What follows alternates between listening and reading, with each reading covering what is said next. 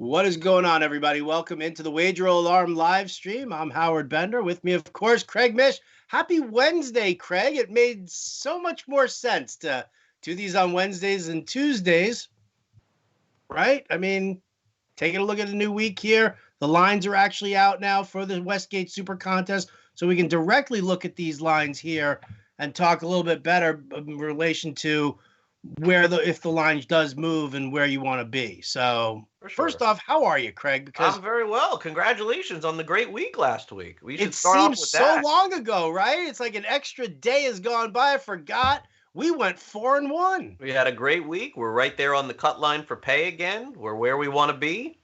3 weeks in a row of over 500, and we were definitely bailed out in one of the games last week, but we'll take it. We've been hit with some bad beats. I think 7 weeks in, and so week 8, I think that we got paid back a little bit. The Broncos epic comeback against the Chargers was really one of our better wins that we've had. I think probably our best win that we've had all season long, and so that was good. The Steelers win again for us, which is really incredible.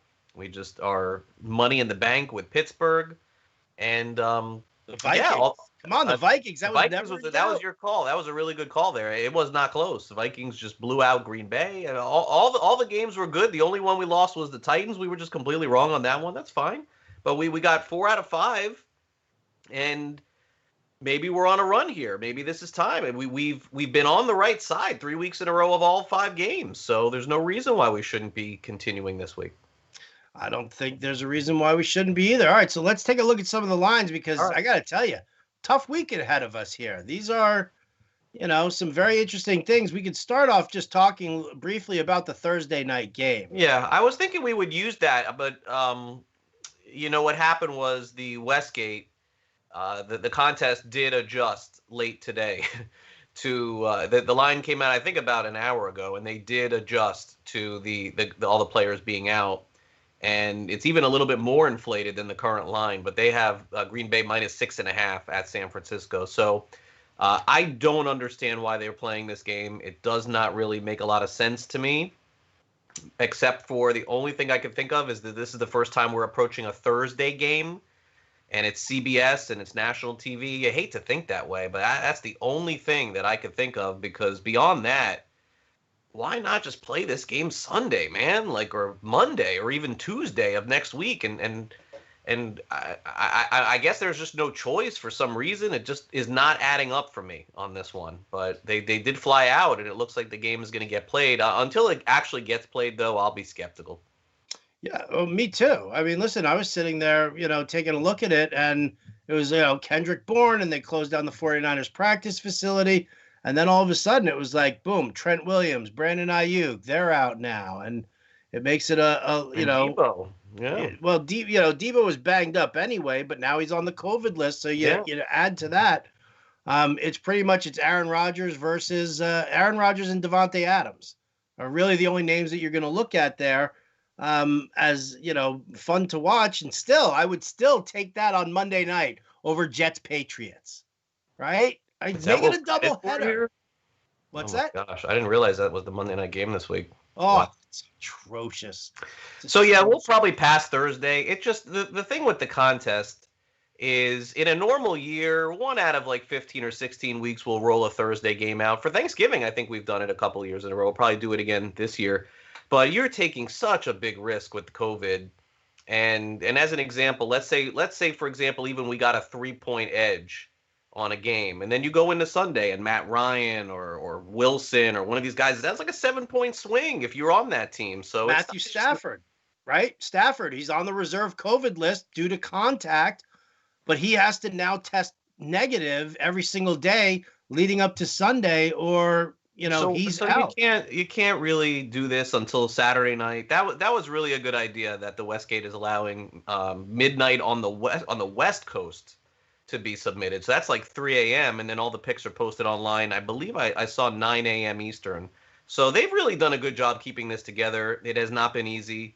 There is 20% less people playing in the Super Contest this year than last year. I think the number's 20%. And more people are under 500 this year than the last 2 years. So it's definitely been a struggle for us. look, our record is pretty much where it was last year and the year before, so we've been consistent with that. So let's take a look at the lines this week and see if we can come up with some early leans.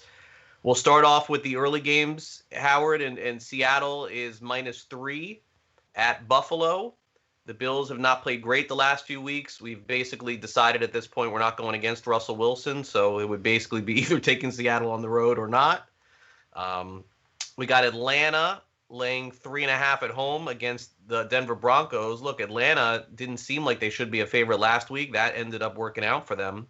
And yeah, I mean, look, Denver had to pull out all the stops. I guess what I would wonder is like we talked about at the beginning of the year, Howard, you mentioned the coordinator and all that. Like that was the best quarter and a half of football Denver played. Why don't they play like that? I don't understand. Like they do have a good quarterback, decent offensive line, okay receivers. Like, do they have to go down that big to show what they can do? I don't know the answer. It's probably not a game I'll be in on. Yeah, I don't like it. I mean, I might lean Broncos only because they did seem to, like you saw, it was like a light bulb kind of went on over everybody's head. And I think that everybody is going to be, very heavily favoriting the Falcons there. But Right. I'm with you. It's not my ideal Sure. one there. What about Titans at home against the Bears? Bears getting 5.5. 5.5 in the Titans, it always makes me a little nervous now. Yeah, I mean, it's a little bit of an overreaction to them losing against Cincinnati. I think if I said to you, Titans beat Cincinnati by 3, what is the line? You're like, Titans by 10 over the Bears. So they've adjusted this one because their defense isn't very good. Also, the Bears did cover against the Saints. Keep that in mind. So they haven't played that poorly. We'll take a look back Saturday night at that. You mentioned Stafford, so Vikings Lions at this point, I don't know, is really worth even talking about too much. You know what I kind of am doing now, based on the ATS record. There are two things that are hitting a lot this year, and I don't know if it's a trend or if it's just luck. But the teams off the bye are doing very well against the spread, and the big spreads. And I'm not talking about the bigger spreads, the ones that are 12, 13, 14. Those are all covering this year, like the really big ones, not the 8s, the 9s. No, right. When you get to like close to 2 touchdowns, the hit rate's like 80% for what, and usually it's not the case. So I don't know, but that's immediately what I look at is, okay, who came off a bye because I want to jump on that team. But this one is not. Baltimore at the Colts. Indianapolis getting 2.5. Colts did play well at Detroit. Ravens have so many injuries too for them to be favored in a game like this. This may be one we have to look at. Yeah, it's an intriguing option there. I'm surprised that it's 2.5. Which, again, when you talk about what Phillip Rivers has looked like, granted this past weekend he looked good, but it kind of gives me that sun shines on a dog's ass at least once. That's type true. of a He's situation. Not, I still don't believe in him, but I do think and the Ravens coming off the loss. Yeah. That's. I just haven't been that impressed with Baltimore, honestly. I don't. They didn't look that good against Pittsburgh. I didn't think. Kansas City's laying 10.5 against the Carolina Panthers, so that's one of the bigger numbers. We've got the Houston Texans at the Jacksonville Jaguars. Jaguars are at home laying a touchdown with a new quarterback there, and no one really knows what to expect there. So, I mean, I feel like, how do you make Jacksonville? Oh, I'm sorry. Houston is -7 at Jacksonville. Okay, now that makes sense. Okay, I thought Jacksonville was 7-point favorites. Wait a second. Wow. So yeah, I kind of look at this one, and I don't know the quarterback, so it's a stay away game for me. But if I had to lean anyway, it would be with Houston. You're not a Jake Luton fan? I mean, come on. I think he could be good, but first game quarterbacks out of the chute are never good. They just never are. It's just, look at history. Tua won this past week. He didn't really do that much, but we did an exercise. I think we talked about this. We did an exercise on my TV show and went through the first start for every quarterback that's like good in the last 15 years, and the winning percentage was horrible, and the stats were horrible for almost all of them. So even if this kid ends up being good, I don't see him lighting up the Texans. I don't. Okay, all right, I'm fine with that. I would lean Texans anyway as well. Again, team coming off of a bye. You definitely want to, man, the Jaguars. The Jaguars are like the team that everybody plays coming off a bye. Have you noticed that? Yeah. And they're getting thumped. That's fair. Washington's off a bye. They're at home, -2.5 against the Giants. The Giants have been awful and fantastic against the spread. Go figure that. Like they're, I mean, I think they have one win, but 5 wins against the spread. So dangerous team. Last time these two teams played, if I'm not mistaken, the Giants did not cover. No, I think the Washington, but didn't cover. Washington killed them. So yeah, I lean Washington at home. It doesn't seem like a big number, and they're off a bye. Yeah, the line there is 3 right now anyway. So now all of a sudden, if it's laying 2.5, seems a little bit more palatable for Washington. Now here's the Jekyll and Hyde teams going head to head. Chargers Raiders this week. Pick 'em. It's a you know why it's pick 'em? Because you can't pick 'em. that is why. This is a guess. Who do you like there? Wait, no. Go ahead. Ask me who's going to win the game. I got it here. Heads, Chargers, tails, Raiders. That would be heads. Chargers it is. Chargers it is. We're taking the home team. Taking the Chargers at home. Wow. Like, that's some line, right? Like, so wait, hold on a second here. The Chargers were -3.5 at Denver, and they're pick 'em at home against the Raiders? What? Do they even know what they're doing with the Chargers and these lines? How did that happen? I think the Chargers are in everybody's head. They're in everybody's psyche on this one here. Think about that. Look, the Broncos are a downgrade from the Raiders a little bit, but the Chargers were on the road. And they were still almost 4-point favorites, and now they get back at home and they're playing against they're not even a point favorite. Oh my gosh, what a weird swing that is. Well, I mean, think about it. So they lose the comeback to Denver, right? The week before that, they beat the Jaguars, but like they barely beat the Jaguars in the sense that they kept giving back points over and over again. So this Chargers defense, I mean, listen, with the way Derek Carr's playing right now, I wouldn't put it past them. To end up beating up on the Chargers here. It's crazy. Okay, Pittsburgh is -14 at Dallas. I'm all in. I actually think their quarterback play will be better, but there's no way I'm taking the Cowboys. There's no chance. I don't think. See, here is the biggest misnomer about this game, and the only reason why the line is a little bit dangerous. DiNucci was never prepared to play. When the Cowboys started their season, this was a project kid from James Madison. You never get to that point in the NFL where you think you're going to have to start your third quarterback. And oh, by the way, before week like 6 or 7, the other two quarterbacks that they're bringing in, both have played in NFL preseason games. And you know, because you did so much AAF nonsense, that Gilbert played a little bit in the AAF.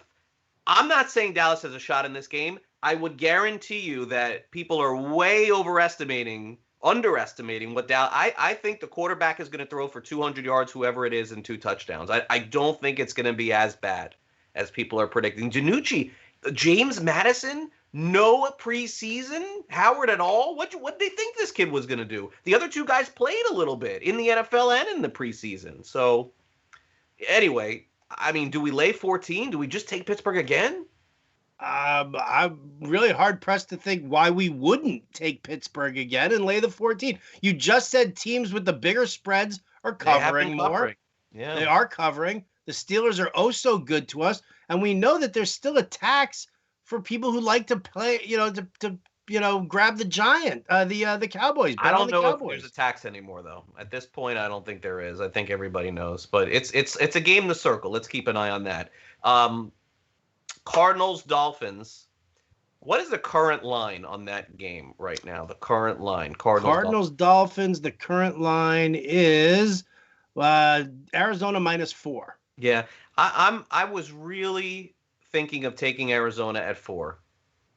That's one of the games that I did like going into the week. I think, look, the Dolphins defense is playing great, and that's the only thing that's stopping me from saying right now that's my favorite game of the week. The Dolphins did not play well against the Rams. Goff gave it up many times. They had 2 touchdowns on special teams. Cardinals are off a bye. I mean, I still like them. I would just wish we could get that 4. If it was 4, that would be like just circle that one for me, and that would be it. Well, we can't. So The question is how much is that 1 point worth to you? That would you It's not. say It's no? probably going to be on my list of five. I think it'll be on my list of five. I do believe in what Miami's doing, but I think that I think they're in trouble this week. I don't know that this is a great spot for them. And listen, if they're going to put up a defensive touchdown and a punt return for a touchdown, great. But I will ask you the question that was brought up earlier in the week. The Dolphins had a punt return for a touchdown this year. So put the Dolphins in with the rest of the NFL. How many punt returns, Howard, in total have there been for touchdowns in the NFL this season? Just the one. Just the one. Just the one. Odds of that happening again are slim. So it's very slim. So I do like the Cardinals a little bit, -5. Tampa Bay, New Orleans. I mean, I hate to go back to a favorite here too, but this is where I think I like Tampa Bay in this one as well. I hate laying points, but I don't like what I've seen from the Saints. And that was just look. I don't know what it is about the Giants, but Brady just does not play well there. Like I mean, it's just going on forever. Or playing against the Giants, they just seem to have success against him. It's a completely different scene. I get that. But I think the Bucs may roll New Orleans, man. Like, aren't these the same two teams that played earlier in the season? Like, right? This is the same deal. Like, well, I mean, they're are they the same though, Craig? I mean, I don't remember. Did Chris Godwin miss that first game? Did the Buccaneers have Antonio Brown as a weapon? Yeah. I don't know that I don't know that I could take the Saints here. They just haven't. They didn't play well against Carolina. They didn't play well against the Bears. I'm not feeling that yet, but listen, I hate to be on two favorites this early in the week, so definitely have to find some underdogs. Monday night is not one that we will take. The Jets +7 against the Patriots. Monday night dogs have not been friendly this year. Finally got one with the Giants covering on Monday. Of course, we've talked about this. The Monday night dog is going to cover more often than not.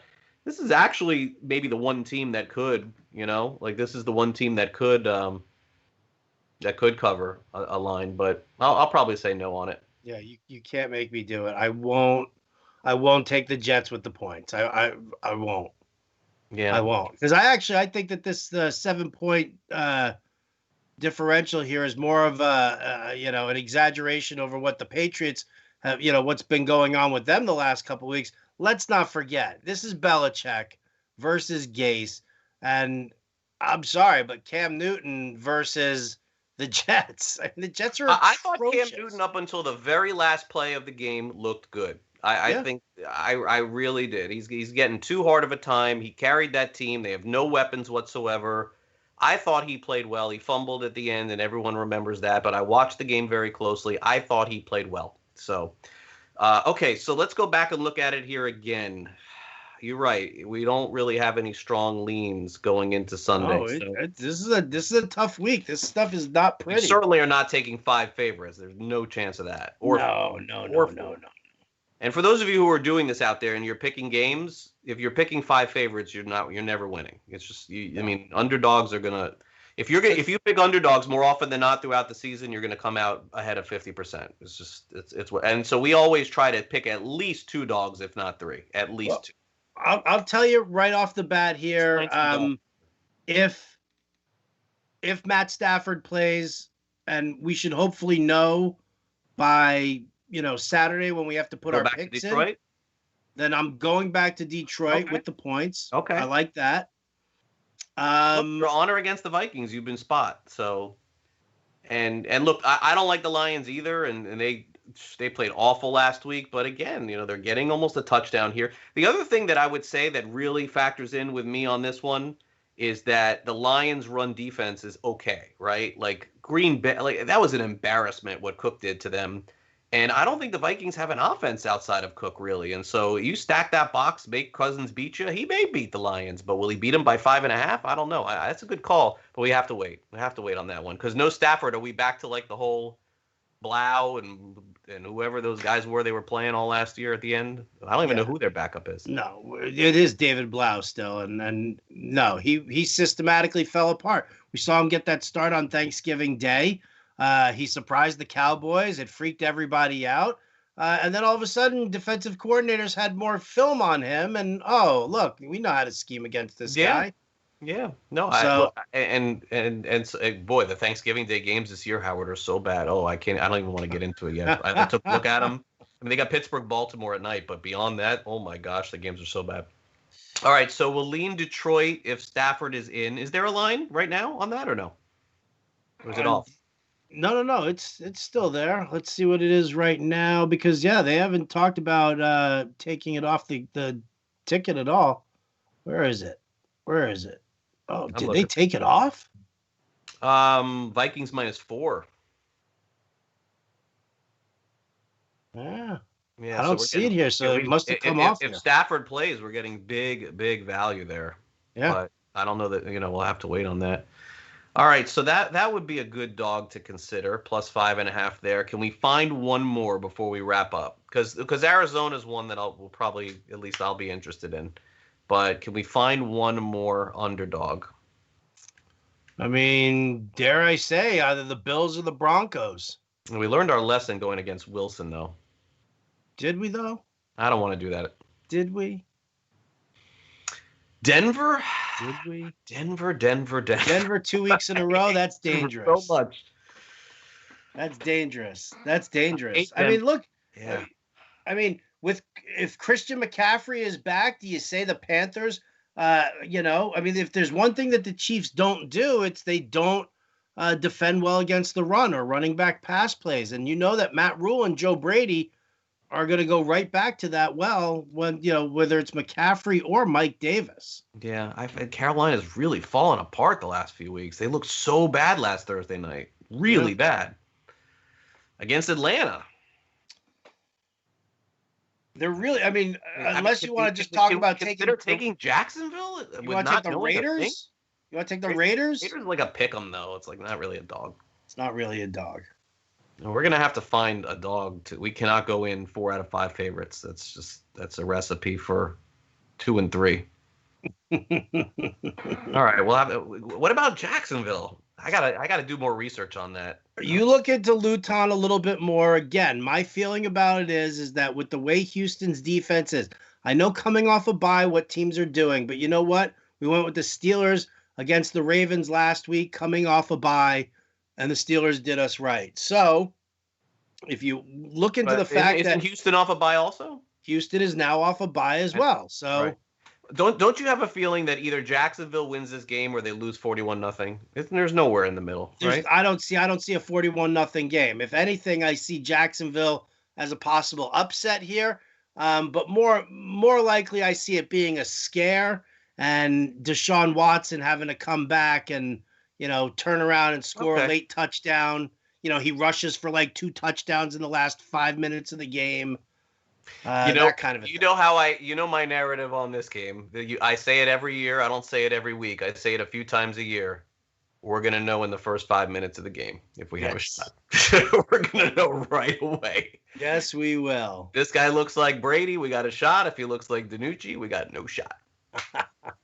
Because I don't think you think that they would. Let me ask you this: if they're down, let's say 14-3 at the half, Texans don't go up big on anybody, right? If they're down like 14-3 at the half, would they pull this kid and put Minshew back in? Well, Minshew's hurt. He's dealing with the thumb issue, so he's not even going to be able to play. Oh, really? So it would have to be Mike Glennon. Ooh, no. Exactly. So they're gonna just ride with this guy, huh? Let this kid play. Let's see what the line is. Let's see what I'll tell you what. If the line is still 7 come Saturday night, I'll be interested. If it goes higher, it means we're off somewhere. I think it means we're off somewhere. So I think we would pass at that point. That is fair enough. I am absolutely good with that. Right now, I'm looking at the line and it's down at 6.5. Yeah, I'd feel better about it going the other way. But if it got too high, I feel like our analysis must be off a little bit. But 7 feels about right.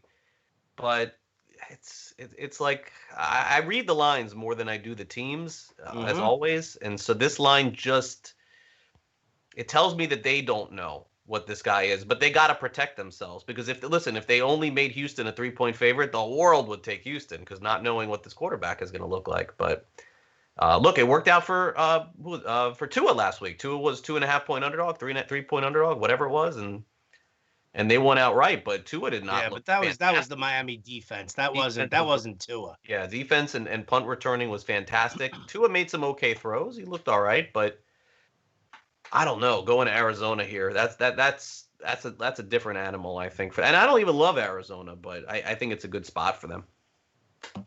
Yeah. Yeah. All right. Well, we're going to dive deeper into this. You guys can catch Craig Mish and I on Sports Grid on Friday when we take another look at what we're leaning towards here. And then Saturday, right back here on the Wager Alarm live stream, Craig and I will make those final picks before Craig makes us. Yeah, I might have to take it. I might have to pull the card of, yeah, I took the Broncos for you last week. You got to take those Jags for me this week. If you listen, I'm never listen. If you as you know, when you have a last week Minnesota was like your pick. I'm like, all right, I'm in. You know, whatever you feel strongest about, I'm not gonna question it because odds are your biggest pick of the week is gonna win. Given the fact that we've done this 3 years in a row and we're over 500 3 years in a row, odds are if you have one pick that you really like a lot, we're probably gonna win it. And I would say the same thing about me. Usually, if there's one pick on the board that I like more than the others and I'm throwing it out there this early in the week with a strong lean, we got a better than 50-50 shot, I think, at it. And I know that there are people out there that would say that they, when they do that, they win 80% or 70%. No one in the world is doing that. It's just so silly to even hear that kind of stuff. But I think we're better than 50-50 on picks we really like. And our results show over the last 3 years. We're 55, 60%. Well, not 60, but 55% with the picks the last 3 years. So I'm ready to roll it out again. If people bet our picks for the last 3 years in a row, just go back and look at every single ticket that we've given out. You've made money doing this. That's the best you can ask for. All right. So there you go. Catch us Friday on Sports Grid. Back here, Wager Alarm on Saturday night. That's going to do it for us here today. Big thanks to John and Pemba, our producer. For Craig Mish, I'm Howard Bender. This has been the Wager Alarm live stream. Catch you next time.